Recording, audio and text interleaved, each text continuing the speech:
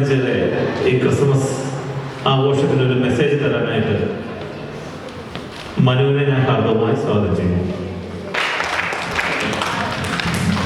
കിളിക്കണിയിലെ എൻ്റെ ഏറ്റവും സ്നേഹം നിറഞ്ഞ എൻ്റെ ചേട്ടന്മാര്, അനിയന്മാര്, ചേച്ചിമാര്, അനിയത്തിമാര്, ഏറ്റവും വാത്സല്യമുള്ള കുഞ്ഞുമക്കളെ, ആദ്യമായി നിങ്ങളെല്ലാവരും ഈ കിളിക്കണി ക്രിസ്മസ് ആഘോഷ കമ്മിറ്റിയുടെയും എൻ്റെയും എല്ലാവിധ ക്രിസ്മസ് ആശംസകളും പുതുവത്സര ആശംസകളും ഏറ്റവും സന്തോഷപൂർവ്വം ഞാൻ നേരുന്നു. അതുപോലെ യേശുക്രിസ്തു നമുക്ക് വേണ്ടി ഇവിടെ ജനിച്ച് ഈ ലോകത്തിനെ മുഴുവൻ അനുഗ്രഹം കൊണ്ട് വർഷിച്ചതുപോലെ നിങ്ങളുടെ ഓരോരുത്തരുടെയും ജീവിതത്തിൽ, വ്യക്തിപരമായ ജീവിതത്തിൽ ഒത്തിരി അനുഗ്രഹങ്ങളുള്ള ഒരു വർഷമായി 2016 മാറട്ടെ എന്ന് ഞാൻ ഏറ്റവും സന്തോഷപൂർവ്വം നേരുന്നു. സ്വർഗത്തിൽ നിന്ന് പരിശുദ്ധാത്മാവ് എഴുന്നള്ളി ഇപ്രകാരം അരുളി ചെയ്തു: ഇതാ, ലോക എല്ലാ ജനങ്ങൾക്കും വേണ്ടി ഒരു സത്വാർത്ത, നിങ്ങൾക്കായി ഒരു രക്ഷകൻ ദാവീദിന്റെ പട്ടണത്തിൽ ജനിച്ചിരിക്കുന്നു. രക്ഷകൻ നമ്മുടെ ഈ ലോകത്തിനെ രക്ഷിക്കാൻ വേണ്ടി ഒരു രക്ഷകനെ പിതാവ് ഈ ഭൂമിയിലേക്ക് പറഞ്ഞുവിടുകയാണ്. ഒരു കായലിൽ വീണ ഒരു മനുഷ്യനെ സംബന്ധിച്ചോളം അവനൊരു നീന്തറിയാവുന്നവനാണ്, ഒരു നന്നായി നീന്തറിയാവുന്ന ഒരാളാണ്. ആഴ്മറിയ കായലിൽ അകപ്പെട്ടെങ്കിൽ അവന് സ്വന്തമായി ആരുടെയും രക്ഷ കൂടാതെ നീന്തി അവൻ കരയ്ക്ക് കയറാൻ സാധിക്കും. അവന് ആരുടെയും സഹായം ആവശ്യമില്ല. അതേ സമയത്ത് നീന്തറിയാത്തൊരു വ്യക്തിയാണ് ആ കായലിൽ വീണത് എങ്കിൽ തീർച്ചയായിട്ടും അവന്റെ അവസ്ഥ നമുക്കറിയാം. അവനൊരു രക്ഷയില്ലാണ്ട് അവന് കരയ്ക്ക് കയറുവാൻ പറ്റില്ല. ഈ മനുഷ്യവർഗത്തിന് സ്വന്തമായി രക്ഷപ്പെടുവാൻ സാധിക്കുമെങ്കിൽ ഒരിക്കലും പിതാവ് സ്വന്തം മകനെ നമ്മളെ രക്ഷിക്കാൻ വേണ്ടിയിട്ട് ഈ ലോകത്തിലേക്ക് പറഞ്ഞുവിടുകയില്ല. അപ്പോൾ നമ്മുടെ പിതാവിന് അറിയാമായിരുന്നു ഈ മനുഷ്യവർഗത്തെ രക്ഷിക്കുന്നതിന് ഒരു രക്ഷകന്റെ ആവശ്യമുണ്ടെന്ന്. ആ രക്ഷകൻ പിറന്നു വീണ സുന്ദരമായ ഒരു ദിവസമാണ് ക്രിസ്മസ്. എൻ്റെ കർത്തവ്യം തന്നെ ക്രിസ്മസിന് ആശംസകൾ അർപ്പിക്കുക എന്ന് പറയുമ്പോൾ തന്നെ എന്താണ് ക്രിസ്മസ് എന്നും നാം എന്താണ് ക്രിസ്മസ് എന്നോടൊന്നും നമ്മൾ എന്താണ് നമ്മുടെ കടമയെന്നും എനിക്ക് വിവരിക്കേണ്ടതുണ്ട്. അപ്പോൾ ഞാൻ നിങ്ങൾ അതിലേക്ക് കൊണ്ടുപോവുകയാണ്. സുന്ദരിയായ മറിയം ചെറുപ്പക്കാരനുമായ യോസേഫ് പിതാവുമായിട്ട് കല്യാണം ഉറപ്പിച്ചു വെച്ചിരിക്കുകയാണ്. ആ സന്ദർഭത്തിലാണ് പരിശുദ്ധാത്മാവ് എഴുന്നള്ളി മറിയത്തോട് പറയുന്നത്: മറിയം, നീ ഗർഭം ധരിച്ചിരിക്കുന്നു, നീ ഒരു കുഞ്ഞിനെ പ്രസവിക്കും, അവൻ ഈ ലോകത്തിന്റെ രക്ഷകനായിരിക്കുമെന്ന് അത് കഴിയുമ്പോൾ നമുക്കറിയാം മാതാവിന്റെ അവസ്ഥ എന്തായിരിക്കുമെന്ന് നമുക്കെല്ലാവർക്കും ഊഹിക്കാവുന്നേ ഉള്ളൂ. അതുപോലെ തന്റെ കല്യാണം സ്വപ്നം കണ്ടിരിക്കുന്ന ജോസഫ് താൻ കെട്ടാനിരിക്കുന്ന പെണ്ണ് ഗർഭിണിയാണെന്ന് അറിയുമ്പോൾ ആ ജോസഫിനുണ്ടാകുന്ന മനോവിഷമം നമുക്ക് മനസ്സിലാക്കാൻ സാധിക്കും. ഈ രണ്ട് അവസ്ഥയിലൂടെയാണ് മറിയത്തിന്റെയും യോസേഫിന്റെയും ജീവിതം മുമ്പോട്ട് പോകുന്നത്. തീർച്ചയായിട്ടും ആ മാതാവ് ദൈവം പരിശുദ്ധാത്മാവിന്റെ അരുൾപ്പാട് സന്തോഷപൂർവ്വം സ്വീകരിക്കുകയാണ്. സഹനങ്ങളും കഷ്ടപ്പാടുകളും യാതനകളും നിറഞ്ഞ ആ വഴിയിലൂടെ പോകണമെന്ന് മാതാവിന് അറിയാമെങ്കിലും സന്തോഷപൂർവ്വം സ്വീകരിക്കുന്ന മറിയത്തെയാണ് നാം കാണുന്നത്. അതുപോലെ സ്വന്തം ഭാര്യ ഗർഭിണിയാണ്, കല്യാണം കഴിഞ്ഞിരിക്കുന്നത് മറിയം ഗർഭിണിയാണെന്ന് അറിഞ്ഞിട്ടും സ്വന്തം ഉത്തരവാദിത്തങ്ങളും കഷ്ടപ്പാടുകളും മാനക്കേടും അവമാനവും എല്ലാം സഹിച്ച് ജോസഫ് മറിയത്തെ കൂട്ടുന്നതാണ് നമ്മൾ കാണുന്നത്.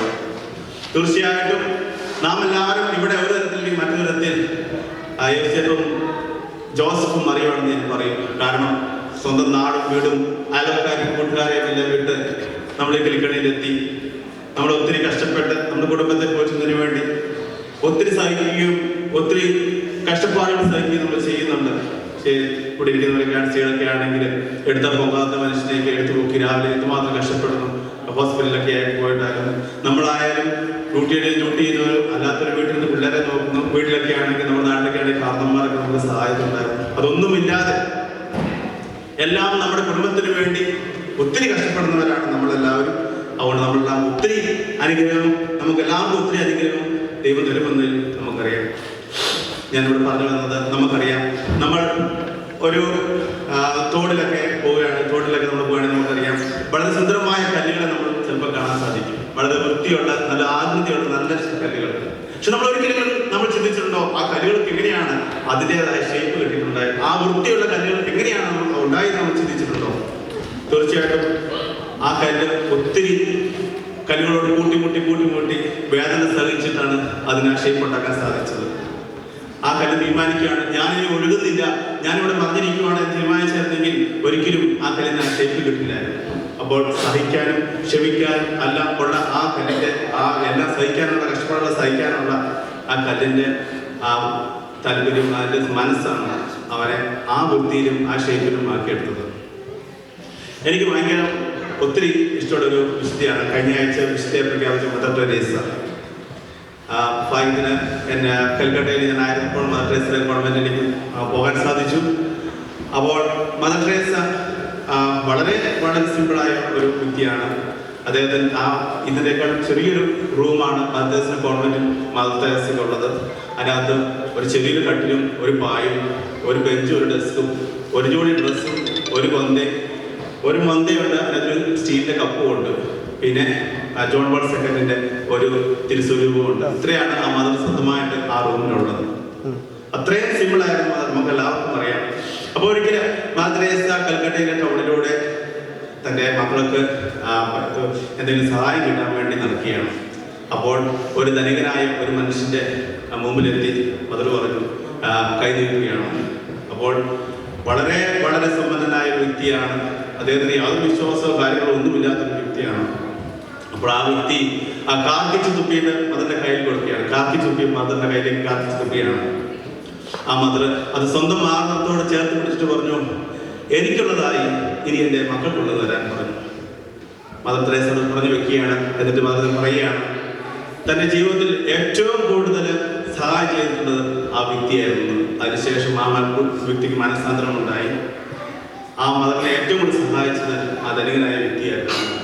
തീർച്ചയായിട്ടും എല്ലാം സഹിക്കാനുള്ള ആ കഴിവ് അതാണ്.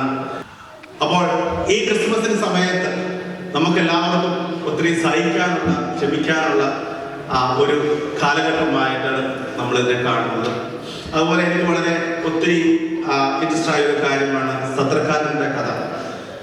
ബൈബിളിൽ വളരെ ചെറിയൊരു ഭാഗം മാത്രമേ, ഒരു ചെറിയൊരു ഘടകം മാത്രമേ സത്രക്കാരന് ഉള്ളൂ എങ്കിലും ഒത്തിരി അർത്ഥം അതിലൂടെ നമുക്ക് നൽകുന്നുണ്ട്.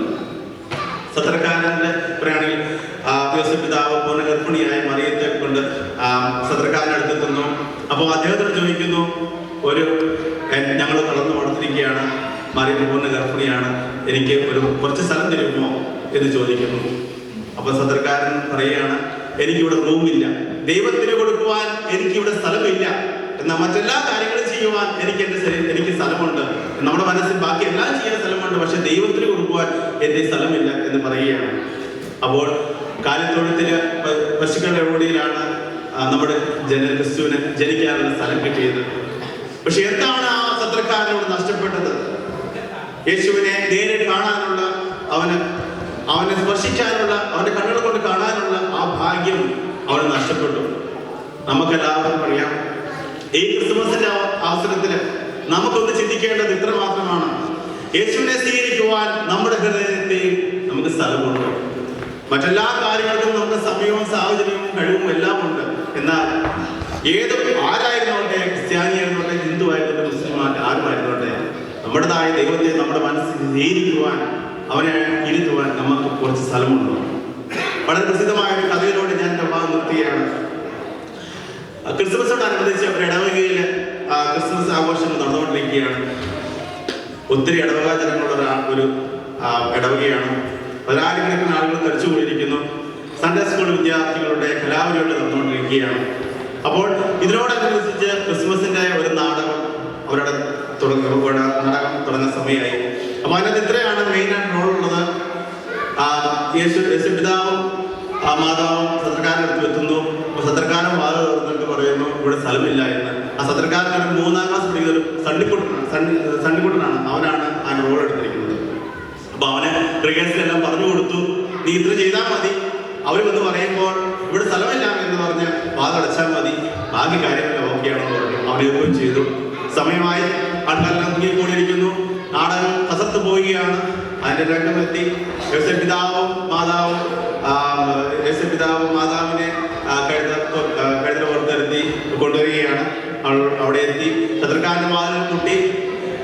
സണ്ണിക്കൊട്ട വാതിൽ തുറന്നു ചോദിച്ചു. അപ്പോൾ യോസേപ്പ് പിതാവ് പറഞ്ഞു, എനിക്കും മാതാവിനും മറിയത്തിനും കുറച്ച് സ്ഥലം വേണം ഇവിടെ. അവൾ പോകുന്ന ഗർഭിണിയാണ്, ഞങ്ങൾ ഒട്ടും മുമ്പോട്ട് പോകാൻ വയ്യ, തീരെ വയ്യ, ഇത്രമാത്രം ഞങ്ങൾ മടുത്തിരിക്കുന്നു, ഇവിടെ ആണെങ്കിൽ വേദന തുടങ്ങിയിരിക്കുന്നു, അതുകൊണ്ട് ദയവ് ചെയ്ത് ഞങ്ങൾക്ക് കുറച്ച് സ്ഥലം തരുമോ എന്ന് ചോദിച്ചു. പഠിച്ച വേദനൊന്നും മറന്നു പോകാതെ സണ്ണിക്കൊട്ടം പറഞ്ഞു, ഇവിടെ ഒരു സ്ഥലമില്ല എന്ന് പറഞ്ഞുകൊണ്ട് സത്യത്തിന്റെ വാതിൽ അടയ്ക്കുകയാണ്. അകത്ത് കയറി യോസേപ്പ് പിതാവും മാതാവും തിരിച്ചു നടത്തി പോകാൻ തുടങ്ങി. പെട്ടെന്ന് സത്യത്തിന്റെ വാതിൽ വീണ്ടും തുറന്നിരിക്കുന്നു. സണ്ണിക്കുട്ടൻ കാറിക്കരഞ്ഞുകൊണ്ട് വന്ന് പറഞ്ഞു, യോസേപ്പ് പിതാവേ പോവല്ലേ, മാതാവേ പോവല്ലേ, എൻ്റെ വീട്ടിൽ ഞാൻ കുറച്ച് സ്ഥലം തന്നേക്കാം എന്ന്. ആകപ്പാടെ എല്ലാവരും അമർന്നു പോയി. കാരണം അതൊന്നും നാടകത്തിലുള്ളതല്ല, അതെല്ലാവരും എന്ത് ചെയ്യും എന്ന് ആകപ്പാട് സംഭവിച്ചിരിക്കുന്നു. കണ്ടുകൊണ്ടിരുന്ന കാണികളും ആകപ്പാട് സംഭവിച്ചു. ഇതെന്താ സംഭവിക്കാൻ പോകുന്നത്? ഇവിടെ ആകപ്പാട് ഒരു നിശബ്ദത.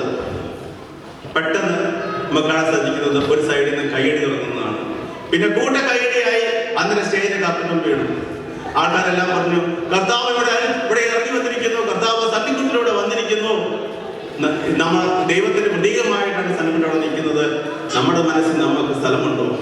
അപ്പൊ ഈ ക്രിസ്മസിന്റെ അവസരത്തിൽ എനിക്ക് ഇത്രയേ നിങ്ങളോട് ചോദിക്കാനുള്ളൂ. നമുക്ക് എല്ലാ സൗഭാഗ്യങ്ങളും എല്ലാം നമുക്കിവിടെ കിട്ടുന്നുണ്ട്. നമ്മുടെ മനസ്സിൽ നമ്മുടെ ദൈവത്തെ ആരാധിക്കുവാൻ നമ്മുടെ മനസ്സിൽ അല്പമെങ്കിലും സ്ഥലമുണ്ടോ എന്ന് ഇത്രയും പറഞ്ഞുകൊണ്ട് ഈ വാക്കുകൾ അവസാനിപ്പിക്കുമ്പോൾ ഈ ക്രിക്കറ്റിൽ എത്തിച്ചേർന്ന എല്ലാവർക്കും, എല്ലാ ആൾക്കാർക്കും സന്തോഷത്തിന്റെ സൗഭാഗ്യത്തിന്റെ നല്ലൊരു വർഷമായി 2016 മാറട്ടെ എന്ന് ആശംസിച്ചുകൊണ്ട് എൻ്റെ എല്ലാവിധ ഭാവങ്ങളും. Thank you.